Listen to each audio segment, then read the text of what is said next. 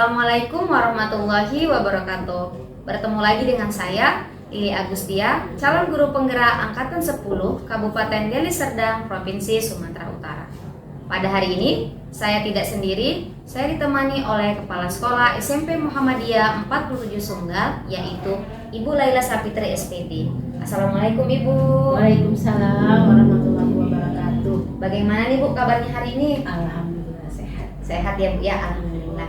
Baik Ibu, pertama sekali saya mengucapkan terima kasih ya karena Ibu sudah berkenan untuk memberikan waktunya untuk berdiskusi dengan saya dengan tema pengambilan keputusan. Ini merupakan pemenuhan tugas dalam pendidikan guru penggerak ya Bu ya, pada modul 3.1. Nah, dalam hal ini Ibu ada beberapa pertanyaan yang akan saya ajukan. Mohon izin ya Ibu ya. Iya, saya jawab kalau bisa. Pertanyaan pertama Ibu, bagaimana nih Ibu mengidentifikasi kasus-kasus yang merupakan dilema etika dan juga bujukan moral? Dilema etika ya, menyelesaikan masalah ya dengan keputusan yang benar, melawan keputusan yang benar. Oke. Itu kalau dilema etika. Kalau bujukan moral itu mengambil keputusan yang benar, melawan keputusan tidak benar. Oke, benar lawan benar, benar lawan salah Iya. gitu ya Bu ya. Selanjutnya Ibu boleh di-sharing Bu, berikan satu contoh begitu Bu, dilema etika apa yang sudah Ibu rasakan? Oh, gini ya, contohnya misalnya pada waktu itu kita ketemu siswa yang nggak bisa bayar SPP gitu ya, di sekolah kita kan ada pembayaran SPP. Jadi seharusnya kan siswa itu membayar, kan misalnya untuk ujian dia harus lunas SPP binomat bulan sekian, tapi ternyata dia tidak bisa membayar, pasti saya berikan tetap kartu ujiannya gitu kan. Sebenarnya saya sudah menzalimi yang lain gitu ya. Saya kasih khususkan dia itu tidak membayar, kenapa? Karena kan dia kan tidak mampu. Sementara yang lain ada juga siswa saya yang nggak mampu tapi dia berusaha untuk membayarnya. Nah, ini kan satu dilema juga sama dia. Saya harus gimana ya? Saya udah saya kasih dia, itu kan nggak sesuai sama yang nggak mampu tadi. Pun ada juga siswa yang bayar, ada yang nggak bayar tuh. Jadi kan jadi dilema juga Dilema sama kita. ya. Gitu kayak mungkin seperti itu ya. Satu sisi harus adil, satu sisi juga iya gitu ya Bu ya. Dilema sebagai kepala sekolah. Iya. Oke, selanjutnya bagaimana Ibu menjalankan pengambilan keputusan di sekolah terkait kasus-kasus tersebut? Ya biasanya komunikasikan dengan para dewan guru. Komunikasi ya Bu ya. Oke, bisa Ibu jelaskan Ibu bagaimana langkah-langkah atau prosedurnya begitu Bu? Oh, biasanya kita coba bicarakan kegiatan rapatnya kapan, waktunya, baru kita laksanakan kegiatannya, baru setelah kita buat kegiatan rapatnya, kita refleksikan apa yang sudah kita buat itu. Oke, tidak lupa merefleksikan Iya, ya Bu refleksi. Oke, selanjutnya Ibu, hal-hal apa saja nih yang Ibu anggap efektif dalam pengambilan keputusan pada kasus-kasus dilema etika? Pastinya harus ada komunikasi dan kerjasama antar tenaga pendidik di sini. Oke, komunikasi Ya, Bu khususnya dengan wali kelas. Selanjutnya kalau tantangan Bu apa yang Ibu rasakan selama proses pengambilan keputusan ini? Tantangannya ya, saya merasa dalam kasus dilema etika itu kita tidak pernah menemukan solusi yang tepat. Pasti ada hal-hal yang seperti ini, ketika kita ambil keputusan ini ada saja akhirnya nanti ada pihak-pihak yang merasa nyaman dengan keputusan kita, ada juga pihak-pihak yang merasa tidak nyaman. Jadi sebenarnya jadi bertanya juga kita solusinya sebenarnya apa, itu nggak pernah kita temukan gitu supaya sama-sama enak, tapi nggak pernah pasti ada yang merasa nyaman dan merasa ada yang nggak nyaman gitu. Bingung ya Bu ya, Ya. saya kepala sekolah ya, dilema Ya. etika ya. Oke, nah terkait kalau ketemu masalah begitu Bu, bagaimana nih penyelesaian Ibu? Apakah ada jadwal tertentu dalam penyelesaiannya? Nggak pernah, jadi kita ketemu kasus, kita ketemu masalah, nggak langsung aja kita bicarakan bersama-sama di rapat. Segera mungkin berarti ya Bu ada ya? jadwal-jadwal khusus. Jadwal ya, oke segera mungkin. Lalu Ibu, adakah seseorang atau faktor-faktor lain yang memudahkan Ibu dalam proses pengambilan keputusan? Ya, pastinya seluruh teman-teman satu tim kita di sini lah ya kan, seluruh guru Ya, Iya, pasti membantu Ibu dalam mengambil iya, keputusan. masukan-masukan dari mereka itulah yang memberikan saya satu satu dukungan buat saya mengambil keputusan. Oke. Nah, dari semua hal yang telah disampaikan, pembelajaran apa yang dapat Ibu ambil atau Ibu petik dari pengalaman Ibu sebagai kepala sekolah, khususnya pengambilan keputusan? Pastinya dalam pengambilan keputusan itu kita tidak hanya bisa mengambil satu suara saja ya, atau one bisu, atau saya hanya berpikir saya yang punya power, saya punya kuasa di sini, tapi saya juga harus mempertimbangkan masukan-masukan daripada dewan guru, tim saya di sini, supaya semuanya itu sepakat, makanya kita kuat dalam mengambil keputusan. Gitu ya. Tetap komunikasi, kolaborasi ya Bu ya. Oke, baik. Iya, luar biasa sekali Ibu sebagai kepala sekolah, semoga tetap menjadi panutan Ibu ya bagi bawahannya ya. Oke, demikianlah wawancara ini Ibu. Saya ucapkan terima kasih banyak ya telah membantu saya dalam hal ini. Baik Ibu, demikian. Wassalamualaikum. Waalaikumsalam warahmatullahi wabarakatuh. Assalamualaikum warahmatullahi wabarakatuh. Waalaikumsalam warahmatullahi wabarakatuh. Saya Lili Agustia, calon guru penggerak Angkatan 10 Kabupaten Deli Serdang, Provinsi Sumatera Utara. Pada hari ini, saya tidak sendiri, saya ditemani oleh Ibu Kepala Sekolah SD Muhammadiyah 29, yaitu Ibu Lasmida SPD. Assalamualaikum Ibu. Waalaikumsalam. Bagaimana nih Bu kabarnya hari ini? Alhamdulillah sehat. Alhamdulillah sehat ya Bu ya. Oke, baik Ibu. Sebelumnya saya mengucapkan terima kasih ya karena Ibu sudah berkenan meluangkan waktunya untuk berdiskusi dengan saya mengenai pengambilan keputusan. Nah, ini merupakan pemenuhan tugas dalam pendidikan guru penggerak ya Bu ya pada modul 3.1 gitu. Nah, ada beberapa pertanyaan Bu yang akan saya ajukan. Mohon izin ya Bu ya. Boleh. Oke. Pertanyaan pertama Ibu, selama ini ya bagaimana Ibu mengidentifikasi kasus-kasus yang ada di sekolah? Kasus dilema etika yang bagaimana, kemudian kasus bujukan moral seperti apa, begitu Bu. Baik, di sini saya akan menjawab bagaimana cara saya menangani masalah kasus-kasus yang mengenai apa tadi didikan etika. Iya, dilema etika dan dilema bujukan. Jadi kalau dilema etika itu kan benar melawan benar. Nah, kalau dilema bujukan itu kan benar melawan salah. Kalau benar melawan salah mungkin agak gampang. Tapi kalau benar melawan benar ini kan kita harus menganalisa, kemudian menyelidiki, kan gitu kan. Kemudian bertanya langsung, ketemu langsung dengan permasalahan tersebut sehingga kita nggak salah dalam menyelesaikan. Contohnya, umpamanya di SD itu yang sering itu kan perkelahian. Perkelahian dari mulai main-main, umpamanya bercanda.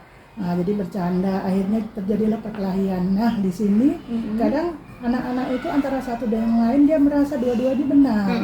Nah, jadi bagaimana kita menyikapinya? Tentunya kita menjalinlah komunikasi yang baik. Kita bawalah anak itu umpamanya ke guru BK, terus ke kepala sekolah. Kita tanyai, kalau dua-dua merasa benar, kita bisa mengambil pihak ketiga, yaitu saksi. Nah, saksi-saksi yang melihat kejadian itu siapa. Nah, kita tanyain dari saksi-saksi ini, baru nanti kita bisa menentukan siapa sebenarnya yang salah. Karena kan dua-dua merasa benar. Iya, gitu. betul. Jadi harus ada saksi-saksi, kemudian harus ada bukti kan gitu kan, supaya kita itu tidak salah dalam mengambil keputusan. Oke, berarti memerlukan saksi begitu ya Bu ya. Selanjutnya Ibu, bagaimana Ibu menjalankan pengambilan keputusan di sekolah Ibu, terutama kasus-kasus di mana sebenarnya ada dua kepentingan nih yang sama-sama benar. Bagaimana Ibu menyikapi? Kalau seandainya ada dua kasus yang dianggap dua-duanya benar, gitu kan, biasanya kita komunikasikan lah dengan dewan guru, gitu kan, kita musyawarahkan, kemudian kita cari mana kebaikan yang lebih banyak. Nah, gitu, kebaikan yang lebih banyak, yang lebih besar, itulah inti yang kita putuskan. Menurut saya seperti itu. Berarti skala prioritas begitu ya Bu ya, mana yang lebih penting. Selanjutnya Ibu, adakah langkah-langkah atau prosedur seperti apa yang biasa Ibu lakukan selama ini? Kalau langkah-langkahnya biasanya kita atur jadwal gitu kan, jadwal penyuluhan atau pemberian bimbingan kepada anak, mana yang sebaiknya dilakukan, yang tidak boleh dilakukan. Setelah kita melakukan bimbingan gitu kan, kita diskusikan dengan rekan guru, gitu dimusyawarahkan, jadwal baru kita buat.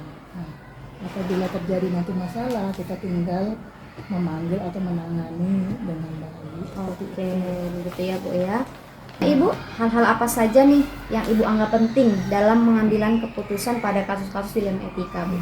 Biasanya kalau kami di SD itu yang tidak lupa adalah berkomunikasi dengan guru gitu kan, agar kita tidak salah dalam mengambil tindakan. Karena bagaimanapun masalah anak itu yang lebih tahu itu kan guru. Yang setiap hari dia di dalam kelas. Jadi kita selalu melibatkan guru, kita diskusi, mendengarkan pendapat mereka, baru nanti kita mengambil tindakan supaya tidak salah. Oke, komunikasi ya Bu ya. Komunikasi.